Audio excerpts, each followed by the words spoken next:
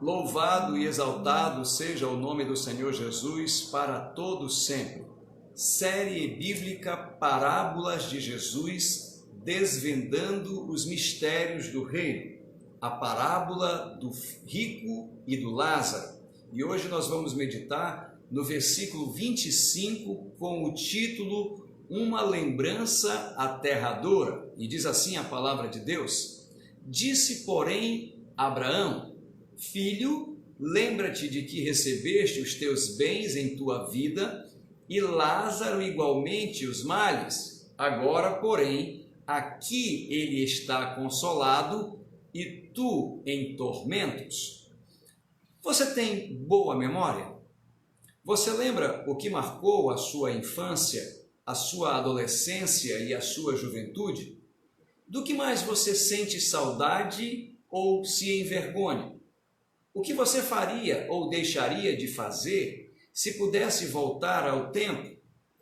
O grande poeta, compositor e cantor parintinense Chico da Silva disse: que tempo bom que não volta nunca mais. Do ponto de vista histórico, o tempo realmente não pode voltar, mas as memórias de todos os homens estão muito bem guardadas nos arquivos eternos de Deus. Alguém também disse que recordar é viver. Sendo assim, dá para imaginar esse homem rico descrito na parábola do rico e Lázaro, revivendo os momentos em que ele desprezou a Deus, em que não fez caso da pregação da palavra de Deus enquanto esteve aqui na terra. O seu pedido por uma gota de água que parece ser tão razoável, até agora não foi atendido. Agora, depois de ele ter pedido ou ter mandado a Abraão mandar a Lázaro molhar a ponta do dedo e refrescar a sua língua, agora chegou a vez do pai Abraão falar mais uma vez. E é assim que Abraão se manifesta. Logo na primeira parte do versículo está escrito: disse, porém, Abraão. Essa expressão, disse, porém, é uma contraposição, é um argumento contrário.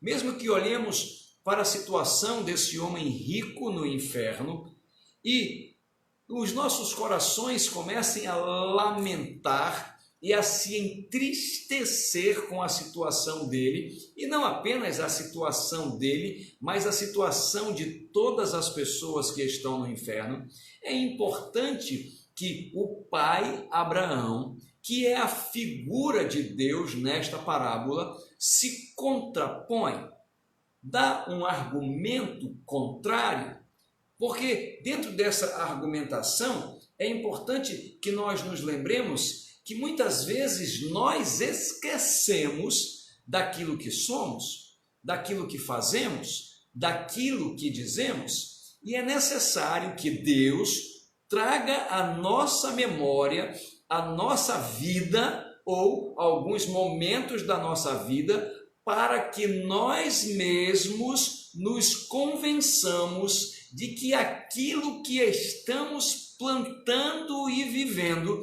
não é culpa de Deus, muitas vezes não é culpa do próximo, mas é o resultado do plantio da semente que nós mesmos plantamos.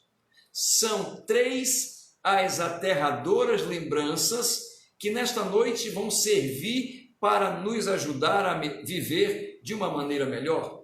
A primeira coisa que o pai Abraão disse para ele foi: lembra-te. Então, é a lembrança das coisas. Filho, lembra-te de que recebeste os teus bens em tua vida. Vejam só, ele pediu água e Abraão contrapõe esse argumento de que ele merece água, que Deus tem que dar água para ele. Ao invés de lhe dar água, o convida a uma viagem às suas memórias, à sua vida passada. Ele não tem água.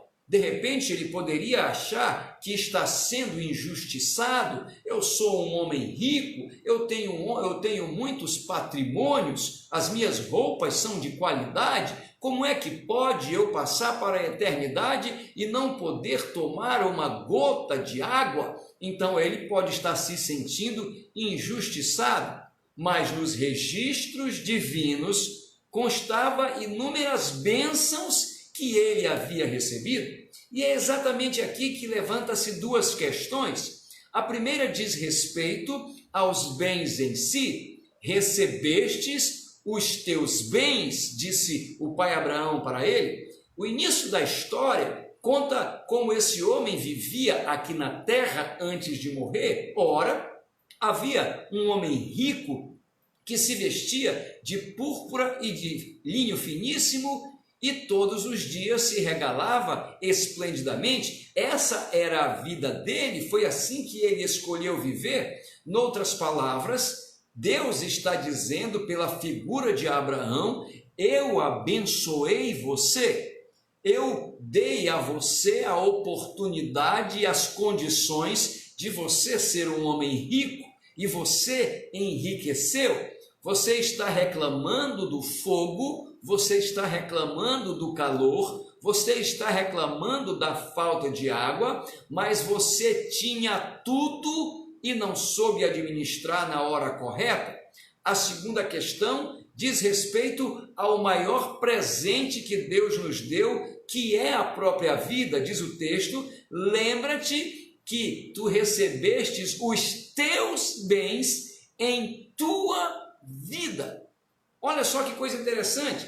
Deus abre o baú velho e conta as antigas histórias. Tem um problema aqui. Você viveu a vida do jeito que você quis. E é importante nós nos lembrarmos que esse homem é um homem que não deu ouvidos à palavra de Deus, que não fez caso da lei divina, que não deu atenção aos profetas, e isso vai ser provado depois. Ele é um rebelde, ele não é alguém que está sendo injustiçado, ele não caiu ou não foi lançado no inferno por engano, não foi algum problema no arquivo, a lista estava errada, não, ele é um rebelde incrédulo que não fez caso de Deus. E isso nos leva a uma questão: o que estamos fazendo das nossas próprias vidas?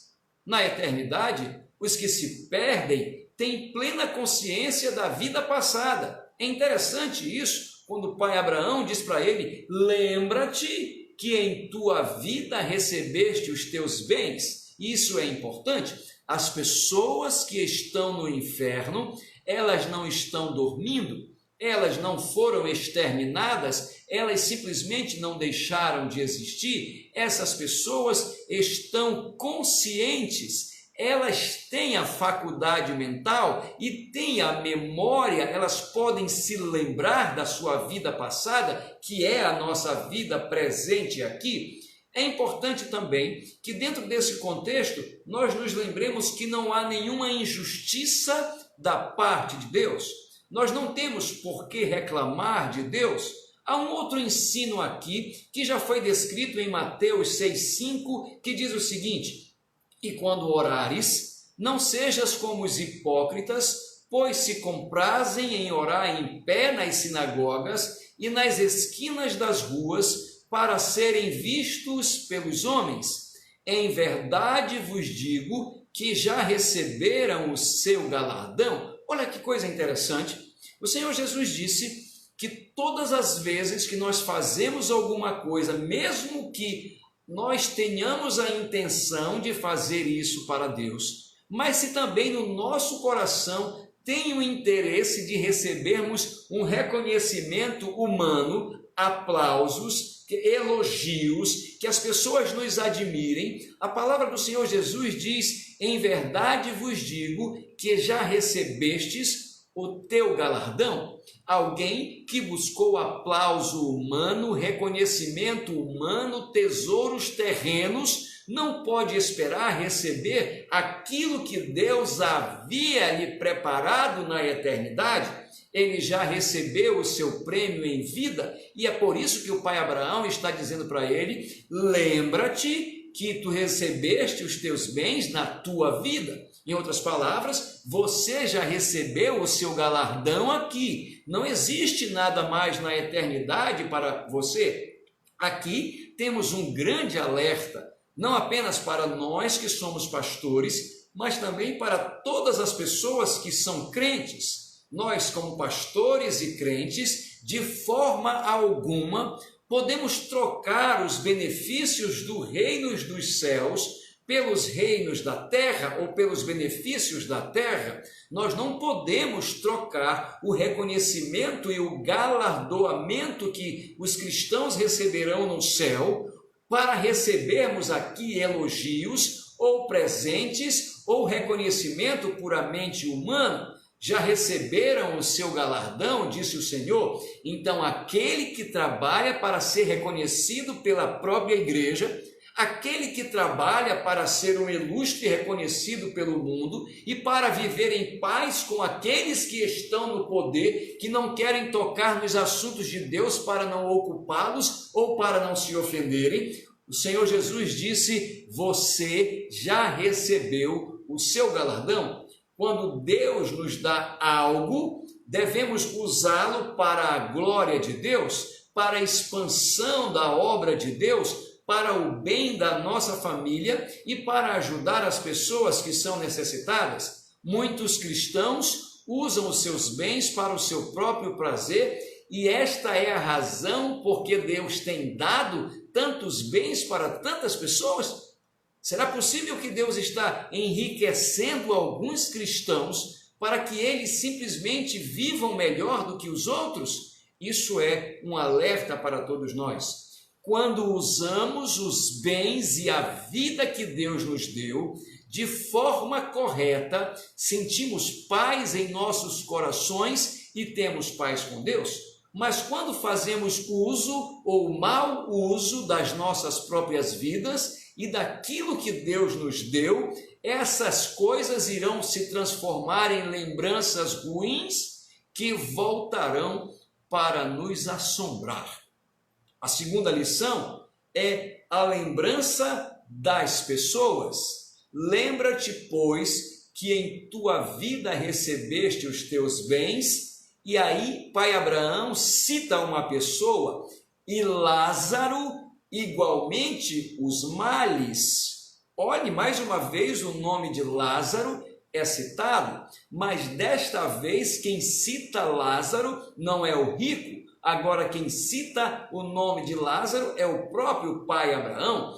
Vários nomes, ou pelo menos referências a várias pessoas são citadas nessa parábola. O próprio Abraão é citado na parábola. É importante que nos lembremos que Lázaro é citado na parábola, e também o rico faz referências a 5 irmãos que ainda estavam vivos na terra, e ele pede para que alguém pregue o evangelho para eles. Mas vamos nos deter por enquanto aqui a respeito do próprio Lázaro, aquele mendigo que ficava do lado de fora do portão da casa do rico e que ficava ali desejando se alimentar com as migalhas que caíam da mesa do rico e ninguém lhe dava nada. É importante nós nos lembrarmos disso. No próprio Evangelho de Lucas, conta-se a história do filho pródigo, aquele jovem que saiu de casa chateado, que pegou seus bens, que pediu antecipação da sua legítima, da sua herança,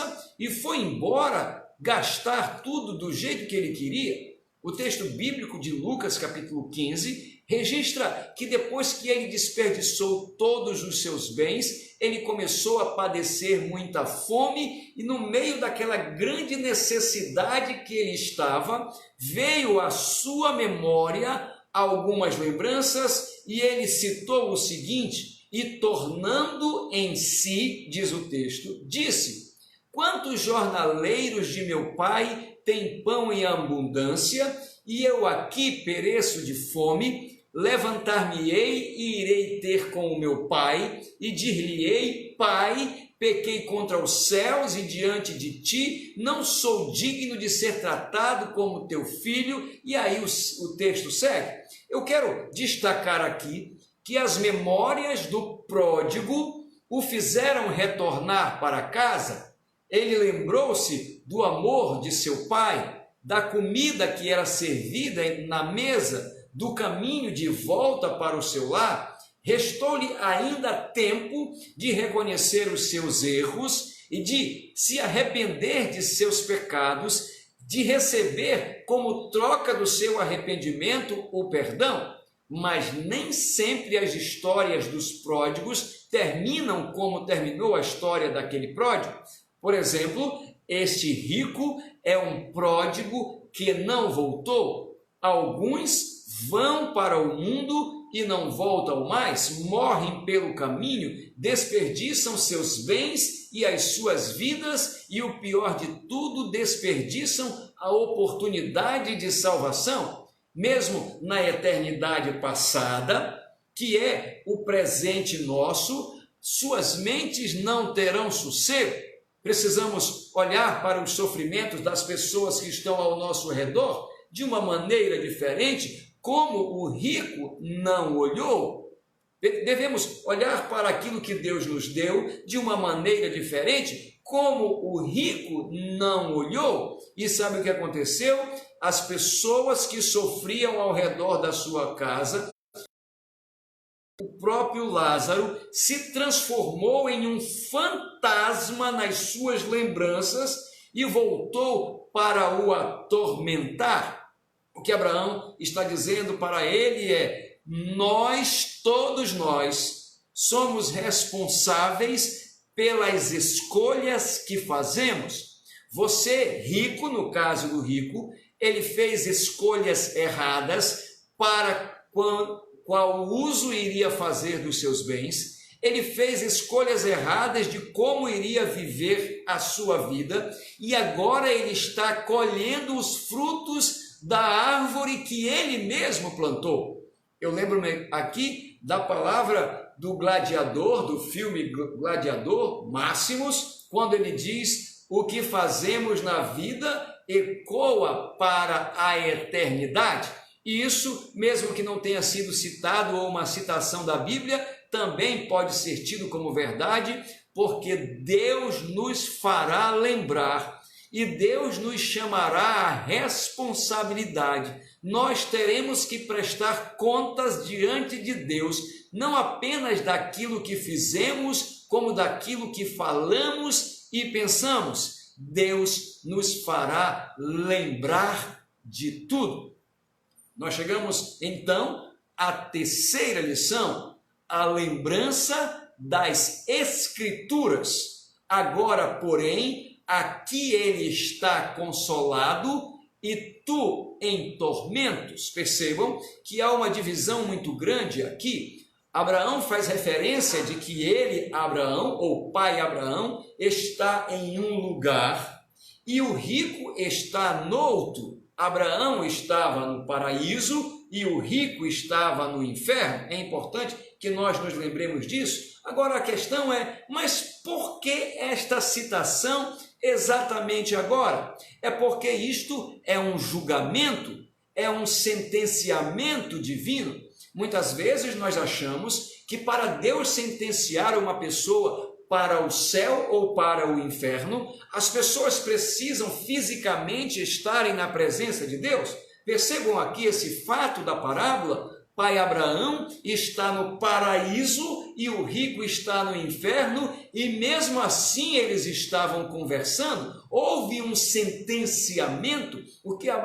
Desculpa, irmãos, o que Abraão está dizendo aqui é que agora o final dessa história vai acabar. O fim do rico agora será eterno, não haverá mais nenhuma forma de salvá-lo, de tirá-lo dessa situação.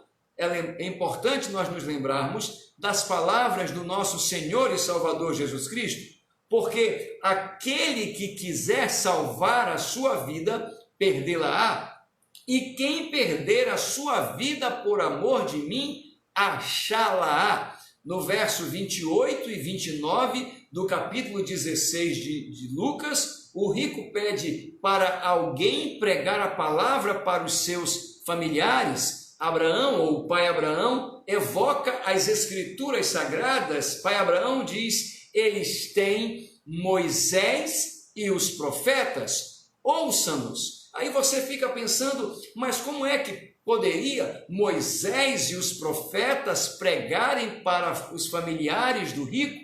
Moisés e os profetas é uma referência aos escritos de Moisés e aos escritos dos profetas. Em outras palavras, o que o pai Abraão está dizendo é: eles têm os escritos sagrados, a Bíblia do Antigo Testamento estava à disposição deles, o Pentateuco, os 5 livros de Moisés, e os escritos dos profetas estavam à disposição, e os familiares daquele homem precisariam dar atenção para se livrarem da condenação do inferno.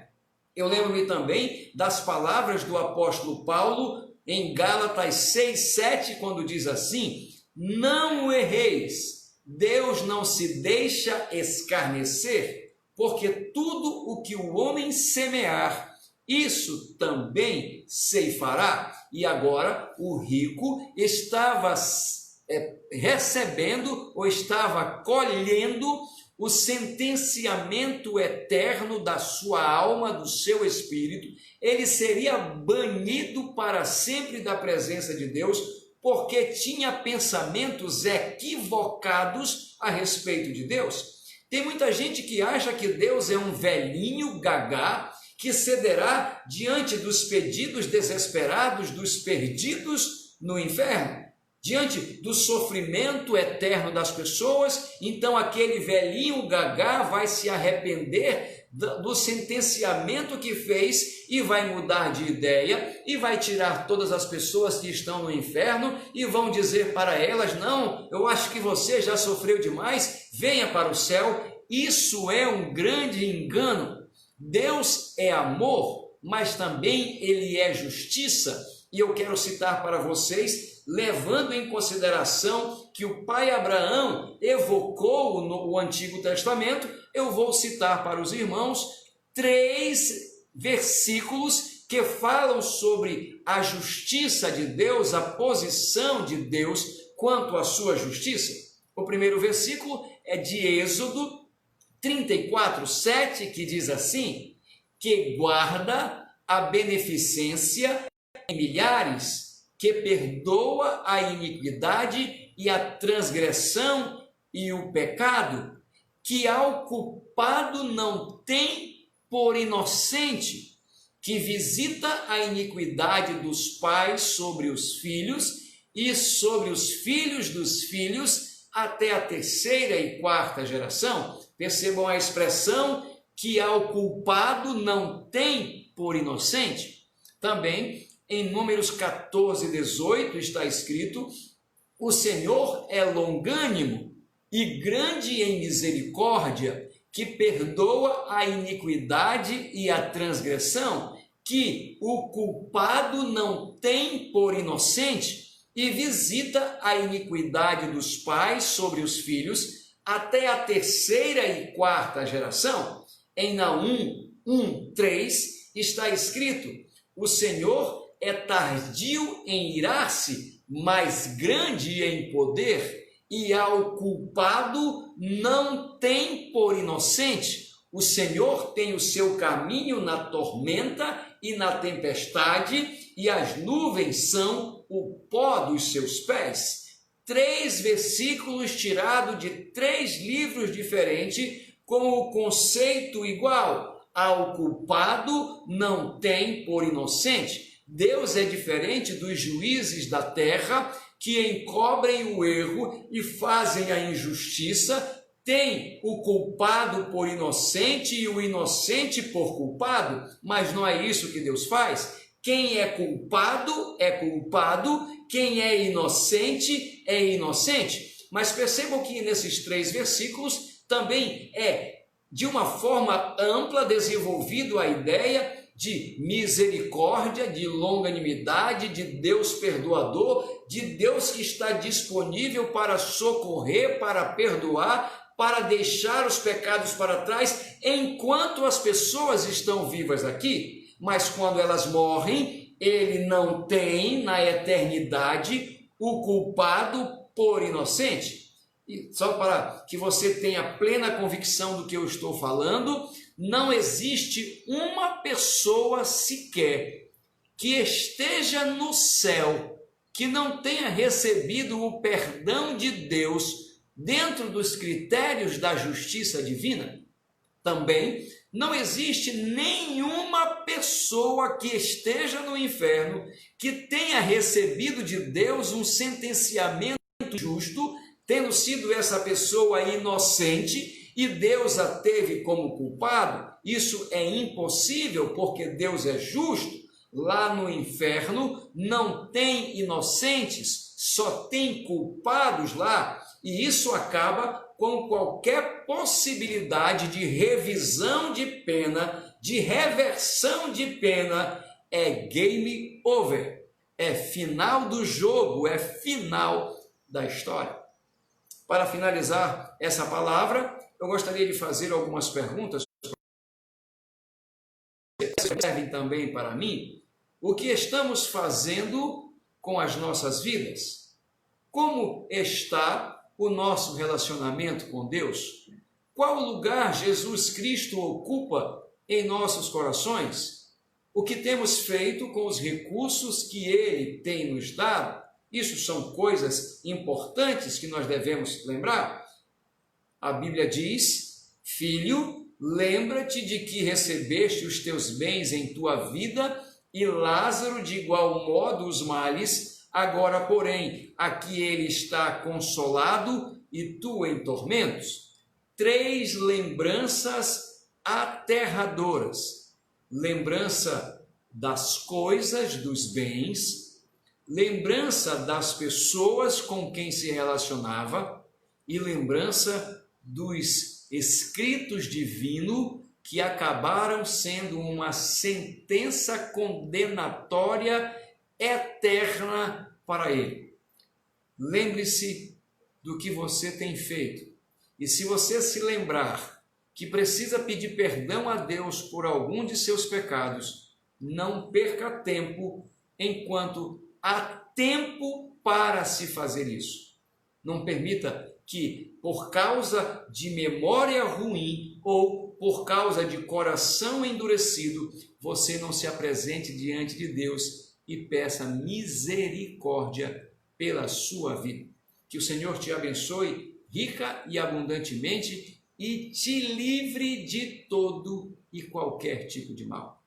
Amém. Vamos orar.